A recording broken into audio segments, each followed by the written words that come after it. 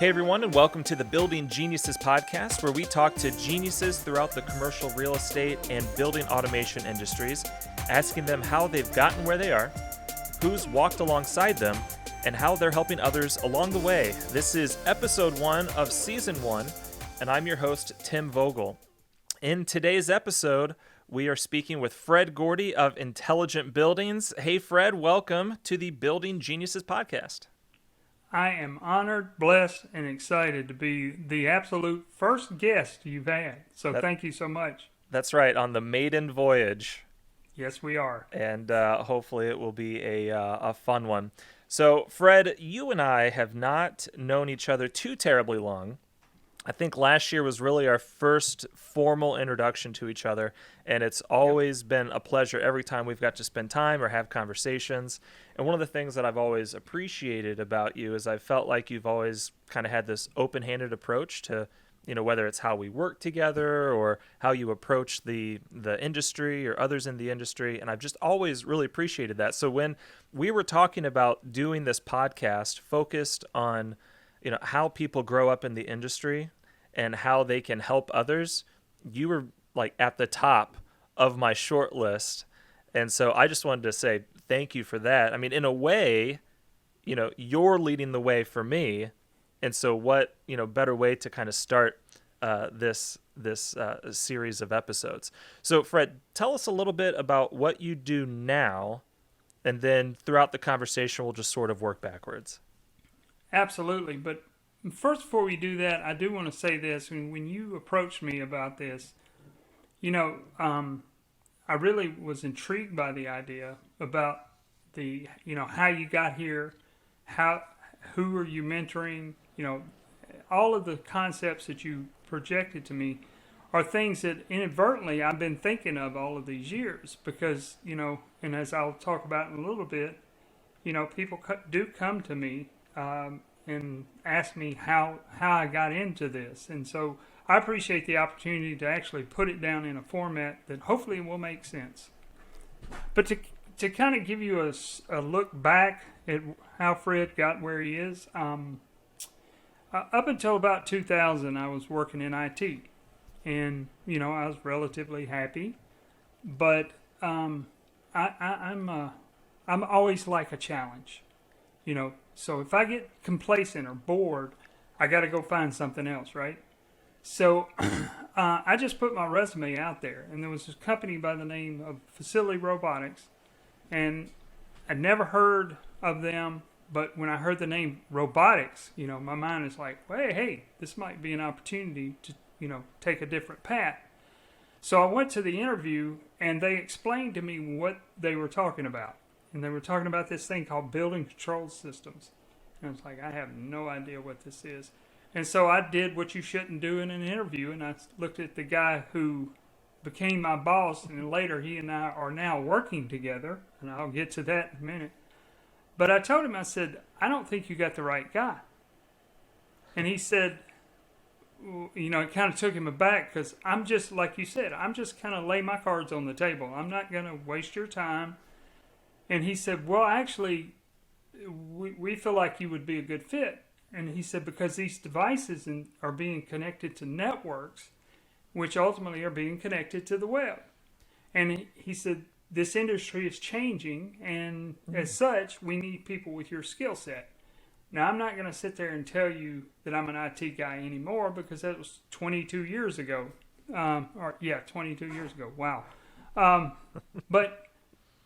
But what I found when I first got into the industry was, you know, this was the Wild West. There were no standards, no nothing. It was kind of more or less left up to the integrator as to how they did it. And so it was a little bit of a culture shock. And but after a little bit, I drank the Kool-Aid, so to speak. And I went along with everybody else with security through obscurity. And so 22 years, I imagine it went by like that. Where did that 22 years lead you now? I mean, what kind of work are you doing? Like, you know, what's the day-to-day look like for you? Well, I mean, to get to explain that, I need to kind of take you through the journey of what the career has really been. Because as I said, when I started off, it was the Wild West. And the very first customer I had was Macy's department stores. We had a project of bringing together 450 stores across the United States. And so here's a guy who was an IT guy who in college took a little bit of basic programming, but had not really done any programming. And they dropped me in front of a computer and gave me this thing called Niagara. And it was R2. So that was like, I'm talking about, we called ourselves the constant beta testers of Tritium, because this was like 2000 and, they just got going. But I would go home every night and tell my wife, they are going to fire me because I don't know what I'm doing. But little did I know, as most people didn't either. But anyway, so here I am. My very first customer is a large major account, right? And so I spent the next year or 2 years learning how to program Tritium on the job.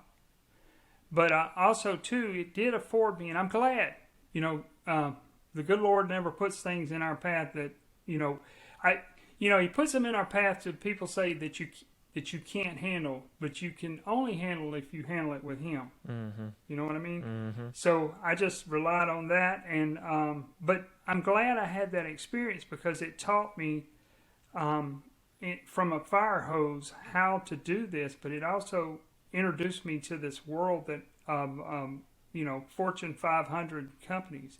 And from there, my next customer was AT&T data centers.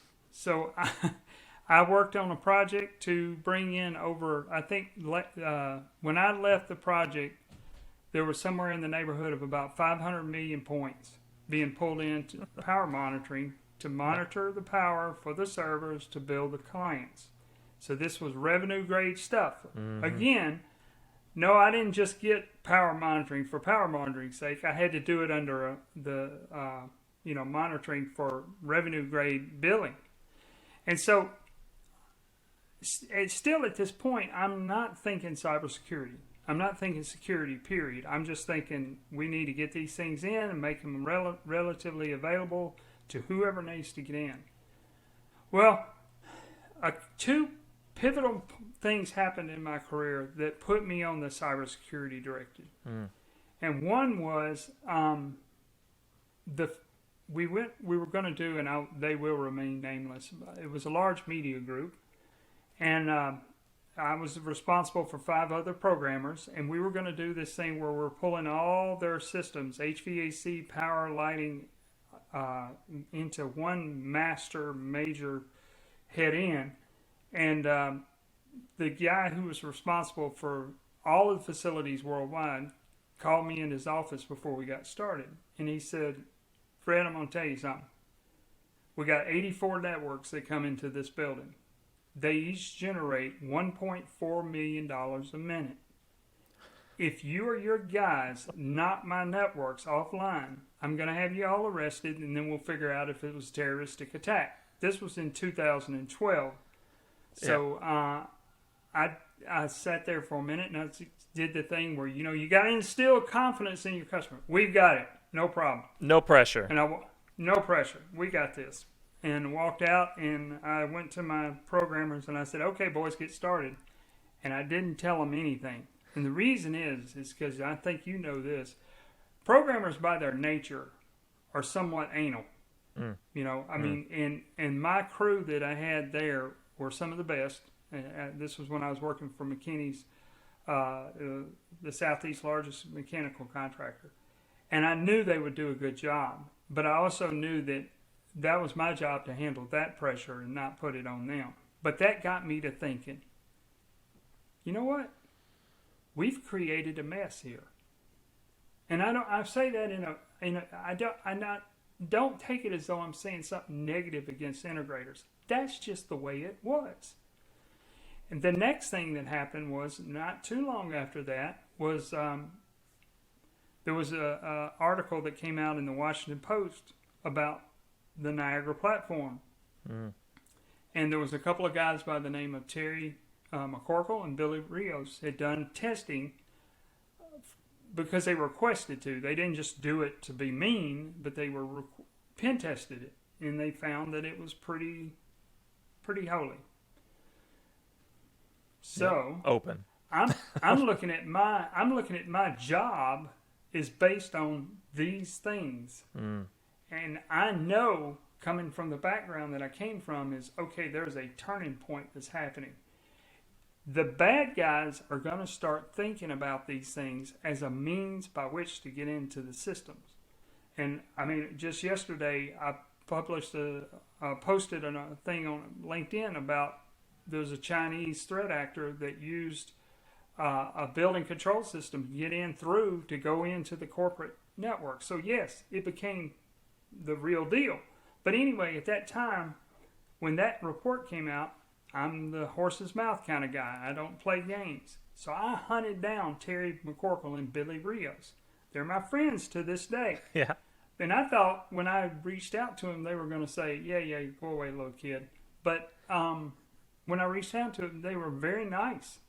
And they said, yeah, we'd love to talk to you about it. And so at the time, and please stop me if I'm going too long, but no, I mean, this is great. Is the journey. So I said, well, Tritium has released a patch, and I want to know, is that patch going to work? And I said, would you guys be interested in testing it for me? And they said, well, sure. And I said, but here's the stipulations. I can't pay you, and nobody can ever know the results. And to this day, there's only myself, my boss at that time, Leroy Walden, Billy Terry, and John Sublett with Tritium. Only the ones that know the results to that test, because I am a man of my word. I didn't do it to make Tritium look bad. In fact, I made my career saying, look, guys, the manufacturers do have a role, but we, the integrators, are that linchpin in the middle that we can either take it and make it secure, or we can take it and make it insecure. We're the final thing that touches the entity that touches that device that's put in that building, and we have to take responsibility. Yeah, ownership. And John, and ownership. And so when before I did it, I contacted John Sublett and I said, this is what I'm going to do. And he was concerned. But I told him, I'm not giving these results out. And I was true to my word. I gave them to him. And to this day, they lay buried in archives. But anyway, so that's what got me on my cybersecurity journey. Right, yeah. I mean, you saw an issue, you saw a problem, you saw that it was potentially widespread, and you wanted to get to the bottom of it. And you kind of dug, and you dug a lot further than maybe what the average person would do, or maybe even the above average person would do.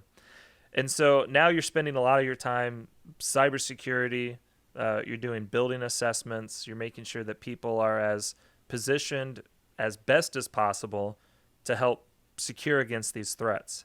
And you talked a lot about how the average system integrator may not, at least let's say 22 years ago, certainly didn't think about it. 10 years ago, certainly didn't think about it. We're starting to see a lot more conversation around cybersecurity. Absolutely. But in the spirit of this podcast and growing people up into these types of topics, you got a fresh guy, right? You got a new Fred, 22 years ago Fred. He comes into the industry. He's given a Niagara platform. How do you teach him about some of these cybersecurity things? Well, there's good news and bad news in that.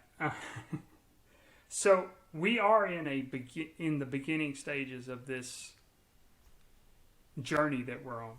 I mean, because that's what it is. It's not there's no end.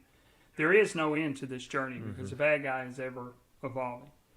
But we are at the beginning. So what that means is for somebody new coming up, it's a great opportunity because you can come into a cybersecurity practice where really your strongest skill set that you have is knowing systems.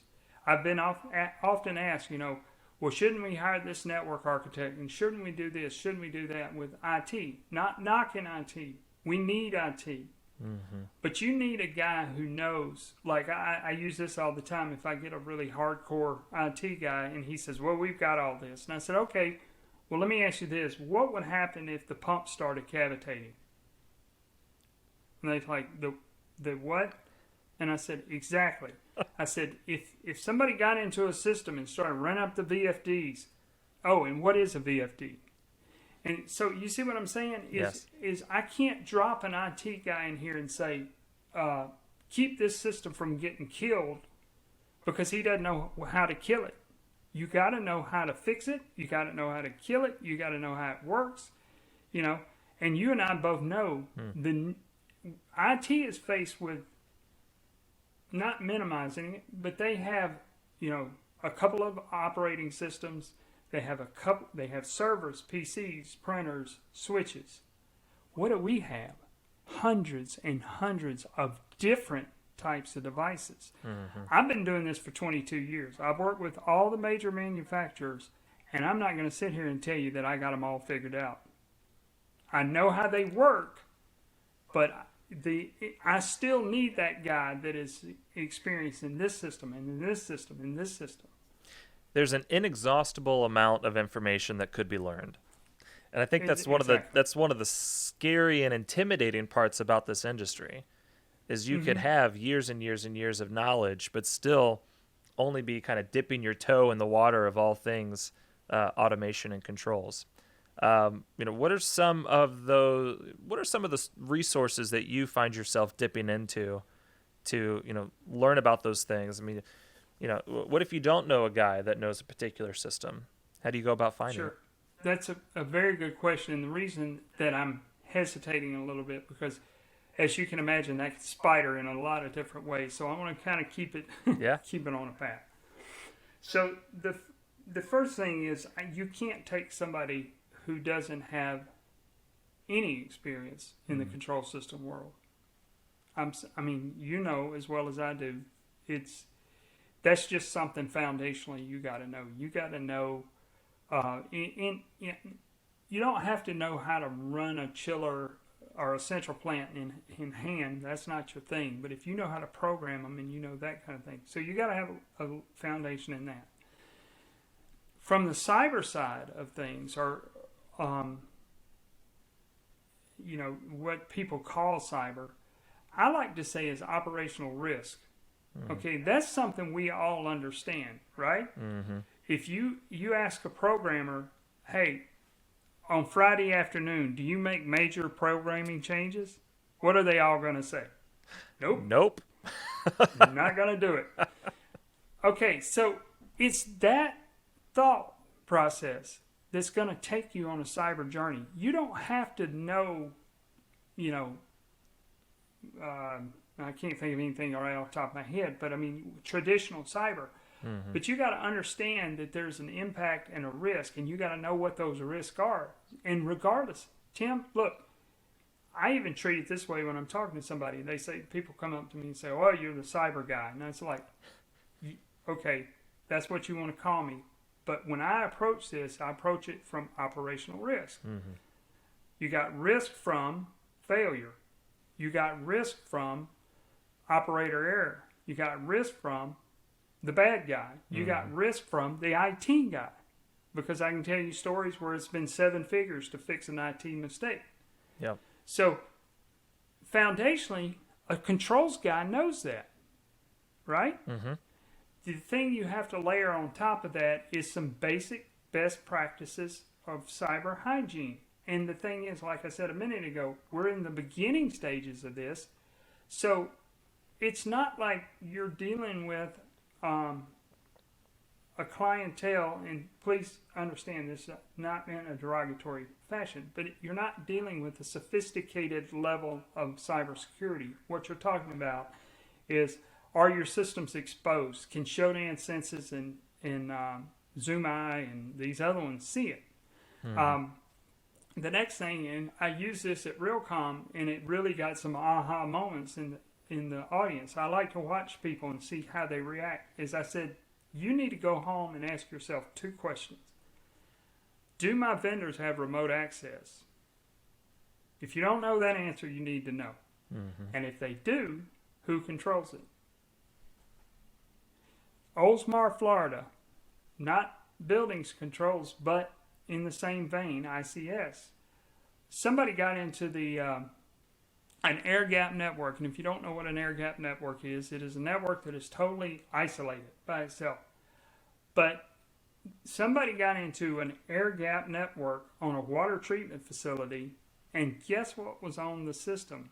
The vendor had put in a cellular modem Mm-hmm. and team viewer. And so, but there's another side of that too. You have the guys sitting in the control booth, and they're looking over there, and they see the cursor moving around. They're not thinking anything. Okay, so stop and unpack that for a minute in your head. Yes. They are conditioned not to think that that's a problem. Yep. They didn't think it was a problem until they started seeing the chemicals being adjusted. Then they pulled the plug on it. But they're used to the vendor having utter control to come in and do whatever they want to. But again, pointing the finger at myself. Mm-hmm. When I was doing this, working as an integrator, we were not there doing it from a nefarious means. What we were there doing was to service our customer. Mm. They said, hey, can you help us out? Like, if we have a problem, can you come in without having to roll a truck and all that? Oh, yeah, we'll fix you up. We'll drop this modem in, and we'll put team in viewer on there. But anyway, the point, getting back to your original question, is somebody that wants to start on the journey, you have to have some control understanding. Mm. And there are sources out there. ICS Cert puts out, it's a little certification course, and it's if you go to US Cert and type in ICS Cert certification, it's free, and it takes you through 12 one-hour courses that give you a little certificate after it. I went through it, and it's really good, sound, basic-based practices. It explains risk. It tells you things to look for and that kind of thing. That's a great start. Mm. And then now, I've been doing work with, and I know your company's involved too, with buildingcybersecurity.org. It's a nonprofit organization. All of these manufacturers and integrators and the insurance are coming together. And we've taken ISA 62443 and created a framework. It's a combination of a high level or in-depth assessment, but also there are some fundamentals inside of there that anybody can learn. Mm-hmm. Again, it goes back to intentionality, I think. Back when you saw the patch, you were intentional to figure out, is this really the patch we need? You continued to see issues in the space at large, and so you intentionally went and found ways to either get involved or to learn about it. And I think that's the difficult thing. Would you agree with the statement that system integrators and contractors in general, they want to serve their customers? They want to do Absolutely. a good job. Yep. They want to have a good reputation because there's repeat business, there's service, there's new technologies, whatever it would be. And so really, it's not a big leap to then say, if I want to continue to serve my customers well, there's going to be some time, there's going to be some resource investment to make sure that A, there's understanding, and then B, we'll go and find ways to actually execute and do exactly that, serve our customers. Let's take a few steps back, and let's think about the early Fred. Who were some of the people, and we could even go before the building automation days if you'd like, but who were some of the people that taught you or mentored you or kind of had their hand on your shoulder as you were walking through some of these precarious situations? Okay, yeah, I'm going to take a step even further back than IT, because this guy did. He made me this person that goes and looks for answers. Before I got fully into IT, I worked for a supplier for General Motors, and we actually built the boards that the car harnesses were built off of. And this company was made up of 3 guys that came from General Electric, and they formed a company called BCD Associates, and they did work with NASA and that kind of thing. Well, one day, I'll never forget. I came in.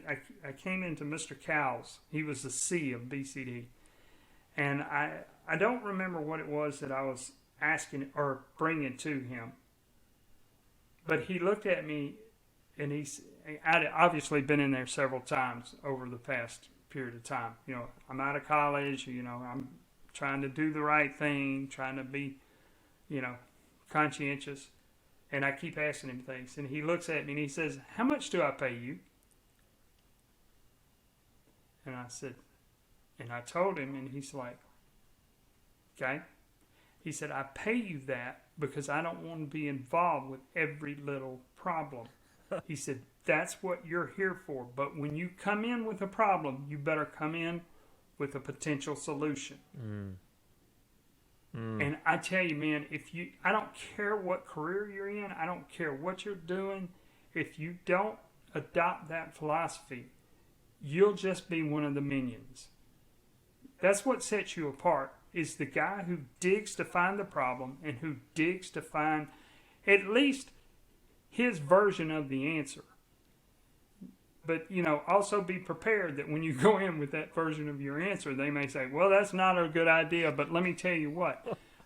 But that's really important. The next, moving forward, I told you earlier that right now, one of the guys that interviewed me, who was my boss at that time, he and I now work together. This guy by the name is James Roberts. James is just as down to earth as he can be, but he took me and said, "Here's what we're doing with Tritium, and I'll walk you through it." And he gave me the foundation for building control systems that I have today. I mean, he's a whiz when it comes to these mechanical systems, and he would do me almost the same way. He would, if I ask him a question and I hadn't thought it through, he would barbecue me. So, you know, sometimes you got to have a little bit of that. Yeah. But then the next guy that really put me on the path further down is Leroy Walden. He was he was the head of the automation division at McKinney's, and you know, Leroy told me one day, he said, I was at a AT&T site, and I called him up, and you know, I'd had one of those epiphany moments, and things were just going, and he was encouraging me to do stuff, but his philosophy was, if you have an employee who's on fire, pour gasoline on them. And what I mean by that is, what he did was, he gave me every opportunity that I wanted to take. But remember this about gasoline, it can burn you too. So you need to be that employee who's on fire, but you got to also be willing to take some of the scorches. You know what I mean? Because for all those decisions you make, you're going to make some bad ones. Right. And I made some bad ones. And he would let me know. But he gave me the breadth to just totally explore. In fact, but I started my cyber journey there. And when everybody else was telling me, "Fred, you're pushing rope up a hill," Leroy was like, "Well, what do you know?" He kept challenging me. "Okay, this is a good idea. How are we going to make money with it? What is it that you can, what can we really benefit people with?" And he pushed me, and he pushed me, and he pushed me. So he's the next guy. And then I've got, from there, and I'm not going to bore you with all of them, but I got guys after I really got going, from Mark Peacock, who is now at Lake Spring, was at Tritium. Steve Fay, who used to be the president of Tritium, has been an influence in my life. John Sublett, obviously. But now, people like Lucian Nehemiah, who's the head of BCS, and I have, you know, God's blessed me to be in his orbit, because this guy used to be in the White House. He was the deputy program associate director for national security programs, and he's a senior advisor for the Secretary of Defense, and he comes to me for advice on building systems. Not that I'm that smart. Right. It's just, I built like networks with people like you. I don't consider myself the smartest guy in the room, but I try to stay connected. And that's important too, is building friendships, relationships, networks, because you're not going to be the smartest guy in the room. You can't do this by yourself. I can't do this by myself. I'm not going to sit here and tell you. I mean, people tell me, so you're Mr. Cybersecurity. No, I'm not. I just know people. There's all these little quips and phrases that kind of come to mind with a lot of what you're saying. One that I like to always say is fail fast and fail forward, right? Every failure is an opportunity to learn, and when you're pouring the gas on those employees that are on fire, no one is infallible. Everyone's going to make a mistake. That doesn't mean that you stop investing in them. It means that you kind of course correct a little bit. You help guide them in the way that is kind of the better way to go. You don't 180 them back. And also in that way, as leaders, we try to then come alongside them and help them clean up that mess, and then model that behavior as well. And it sounds like you've had people in your life that have done that. You also kind of answered another one of my questions, which was around values, and what are some of the values and personality traits that people in the industry should try to cultivate, right, to become more successful, and whatever success looks like. I mean, there's so many different successful tracks in our industry, but do you think there are any other sort of personality traits in general that you would encourage others to cultivate and grow in their own lives? Well, it's in any industry. I mean, cybersecurity has its problems, if you will. I mean, you could be drawn into a dark side. Yeah. But the thing about it is always be black and white as best you can. I mean, too many people live in gray areas, and I find that so mentally taxing to try to be who you're not, or say what you want you think somebody wants you to say, and then you got to keep it correct and everything. Just be yourself. Some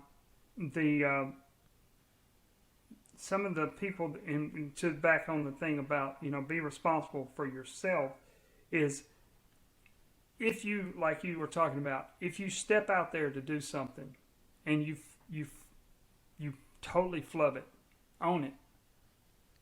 People are going to respect that. That was me. I do it all the time. Yeah. But I mean,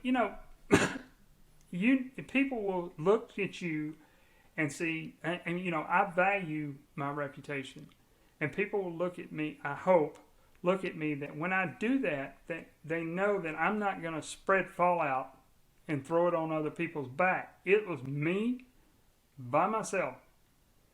Yep.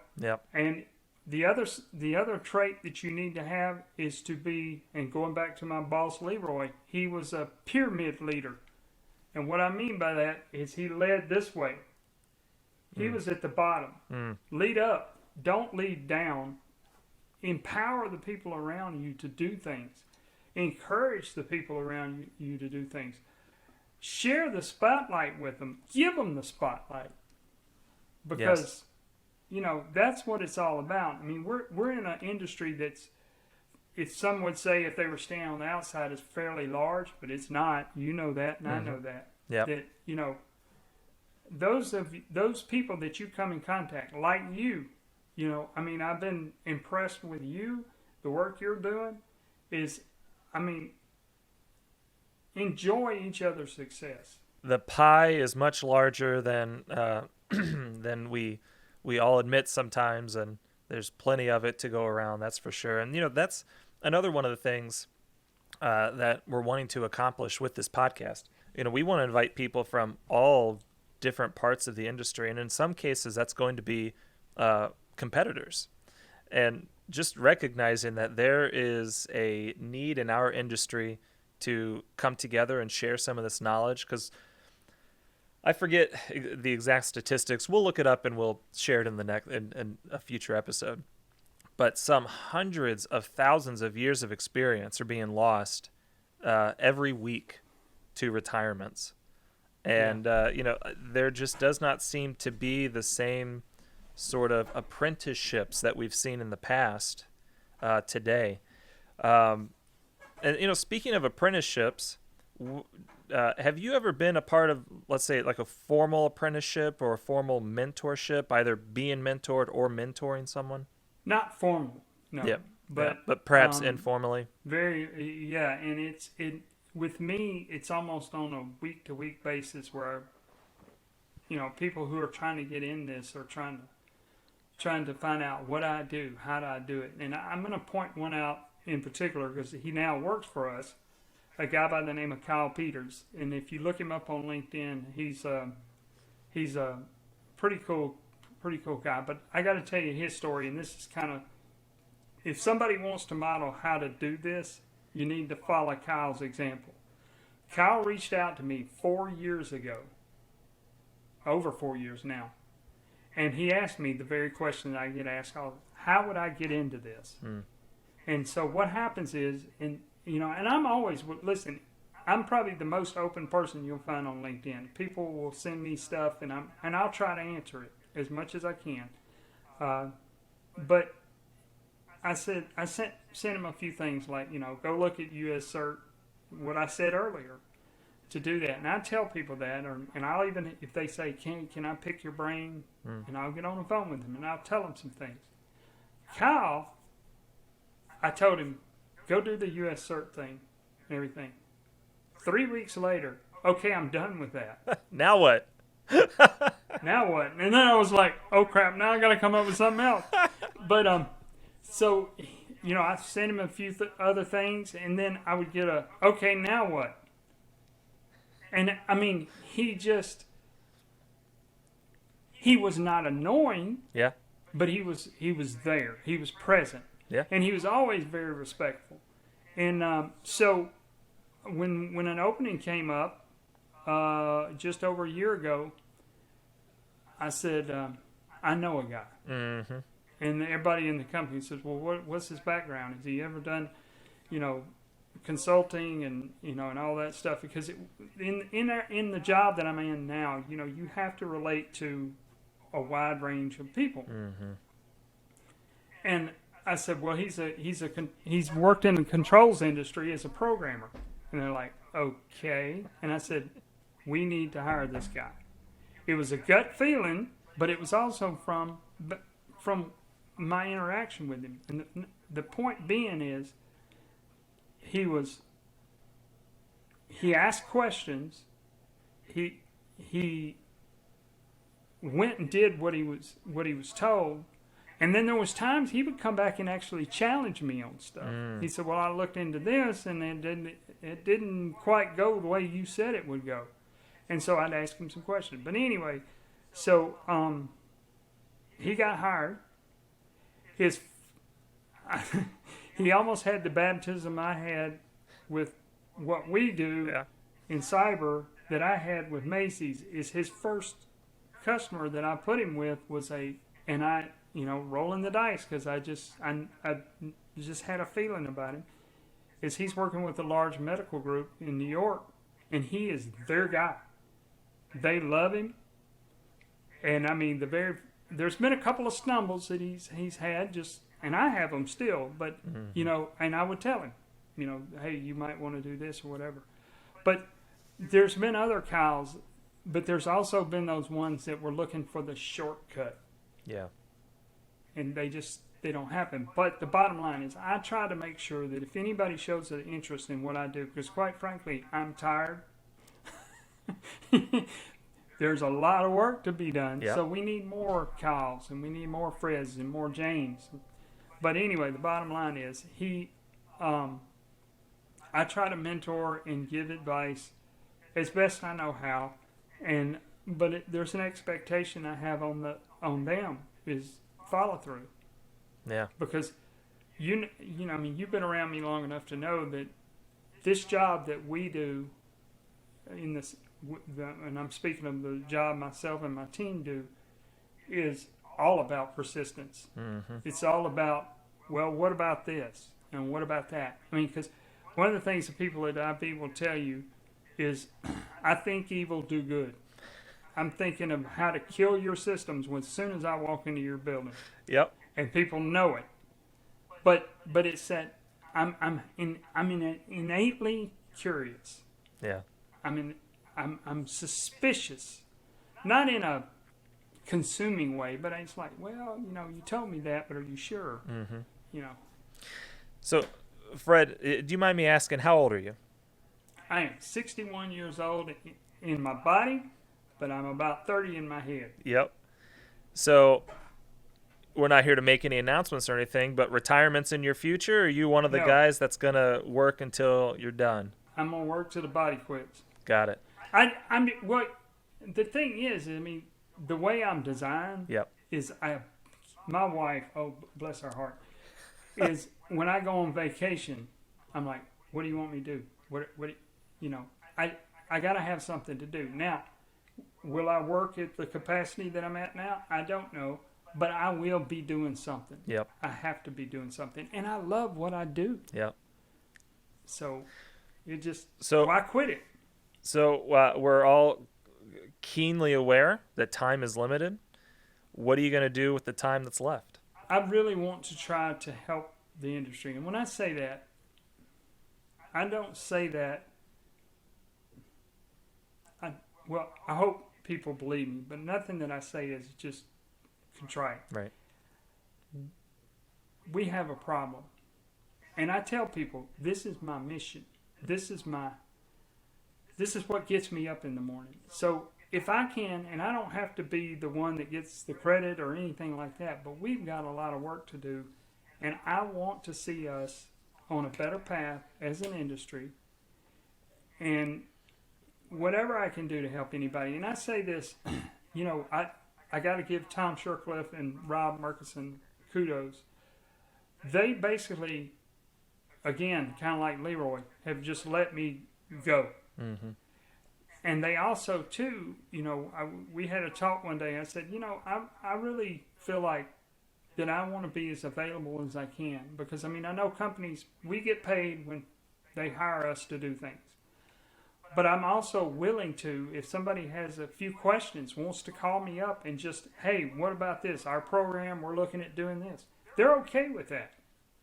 So if I can help people, if people that listen to this and they've got questions for me, please reach out. I'll be more than happy. I can't give you all day, but I can give you an hour. That's right. Yeah. So. Well, Fred, I absolutely consider you a building genius. It is an absolute pleasure to get to know you. I appreciate you, coming on and doing this podcast with us. Your work ethic, your demeanor, your attitude, your faith, it's all an inspiration and encouragement to me.